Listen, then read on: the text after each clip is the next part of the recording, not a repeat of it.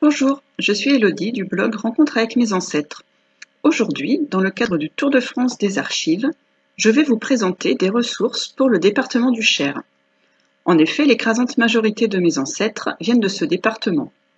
Nous verrons les archives départementales du Cher, les archives municipales de Bourges et enfin le site Jenberry, successeur de Registre 18. Comme tout va très vite sur Internet, je vous précise que cette vidéo a été enregistrée en juin 2021. Commençons par le site des archives départementales du Cher. L'adresse du site est www.archives.18.fr. En arrivant sur la page d'accueil, on voit ici en premier l'accès vers les archives numérisées, ce qui est très pratique. Sur la droite, un bandeau défilant avec des actualités. Dans le menu du haut, nous avons tout d'abord les informations pratiques qui sont utiles lorsque l'on souhaite se déplacer aux archives, avec notamment l'adresse, les horaires, les dates de fermeture, une boutique avec des documents en vente aux archives départementales. Il faut en fait imprimer un bon de commande et l'envoyer aux archives. Et il y a également ici, dans tarifs et règlements, les conditions de réutilisation des archives, ce qui est utile pour les blogueurs. L'onglet Recherche est également intéressant pour préparer une visite, puisqu'on va y trouver l'état des fonds. Je l'utilise par exemple pour les minutes de notaire. Cela me permet de voir si elles ont été déposées et de noter la cote. On peut soit rechercher dans l'état des fonds, soit consulter l'état des fonds, avec ici le cadre de classement.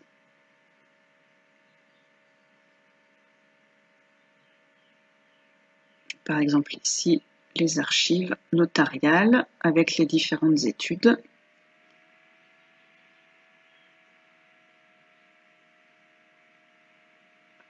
Et on y trouve là le nom des notaires qui ont déposé leurs minutes. Si c'est possible pour les notaires, par contre, l'intégralité de l'instrument de recherche n'est pas en ligne. Pour les archives judiciaires, par exemple, on ne trouve le détail que sur les ordinateurs sur place. Au niveau des recherches, on trouve également quelques guides et fiches pratiques. Par exemple, soit des fonds, soit une aide à la recherche. Nous allons maintenant passer aux archives numérisées. Donc on va avoir les registres paroissiaux, les recensements, plans de cadastre, registre matricule et un fond de carte postale. Donc au niveau des registres paroissiaux, pour vous montrer un exemple, donc ici on va taper la commune, par exemple Sancerre, on peut sélectionner le type d'acte et la période, donc ça c'est très classique dans les recherches en ligne. Et on va avoir le détail des registres. Donc à Sancerre, il y avait également des protestants et on va trouver à la fois les registres catholiques et les registres protestants. Donc, si on clique ici, la visionneuse s'ouvre et assez récemment en fait, on a ici les marques qui sont rajoutées par les lecteurs eux-mêmes pour ne pas avoir à naviguer dans tout le registre. On peut bien entendu ici télécharger les documents. Alors pour les recensements, ça va être à peu près la même chose. On va sélectionner ici la commune.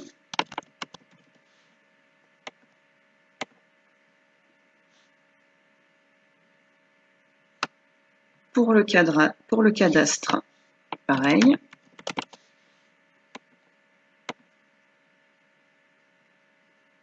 Avec donc le tableau d'assemblage et les différentes sections.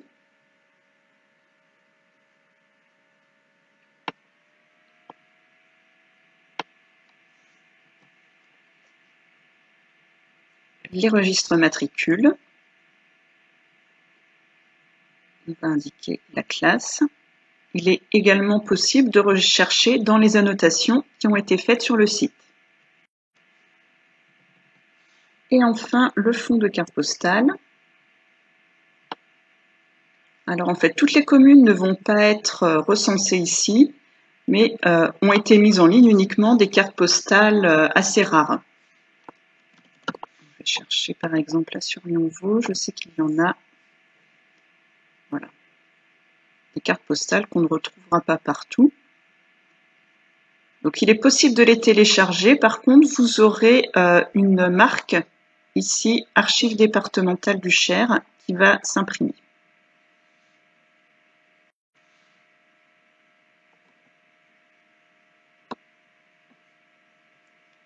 Alors ici, comme vous le voyez, il est possible de se créer un espace personnel où on va pouvoir sauvegarder des documents. Par contre, il n'est pas du tout obligatoire comme la navigation. Avant de quitter ce site, je voulais vous montrer ici l'onglet Patrimoine. Par exemple, les expositions virtuelles. Et il y a pas mal d'informations intéressantes pour avoir l'histoire locale. Et dans mon cas, j'ai pas mal utilisé ici le patrimoine rural du canton de Sancerre. Donc ça renvoie vers un site spécifique avec ici par commune des éléments sur le patrimoine. Nous allons maintenant passer aux archives municipales de Bourges. Alors nous allons pouvoir trouver le site des archives municipales via le site de la ville de Bourges. Donc culture, archives municipales, on tombe sur cette page qui nous donne le lien direct vers les archives. Donc voici l'accueil.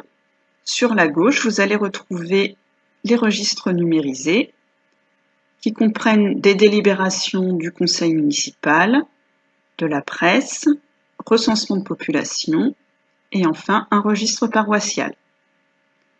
On va également avoir un fond iconographique. Donc, par exemple, on va rechercher la cathédrale de Bourges.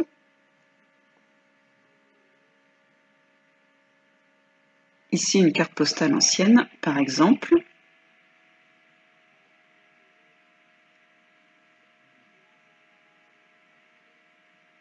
Ici, une base de données sur tout ce qui va concerner l'urbanisme. Et on trouvera bien entendu les informations pour se rendre aux archives et d'anciennes expositions. Nous allons terminer avec le site Genberry, anciennement Registre 18. Voilà donc le site Genberry, genberry.com. Vous avez des forums, j'y suis jamais allée, l'histoire du Berry non plus. Moi, ce que je connais surtout ici, ce sont les relevés. Donc anciennement Registre 18.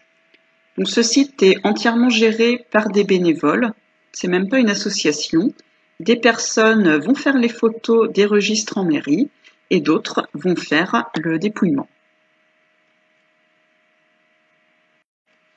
Donc pour la recherche, je vous conseille de passer par la recherche avancée.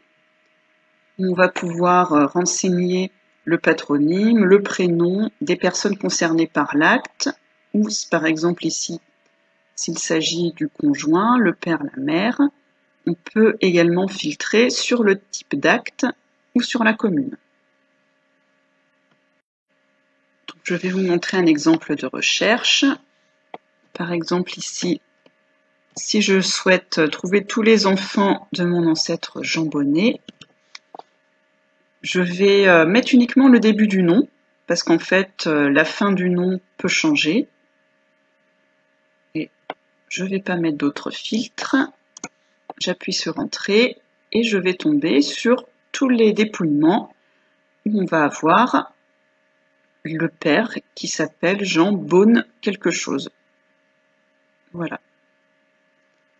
Donc c'est vraiment un site très très utile pour pouvoir faire ses recherches dans le département du Cher.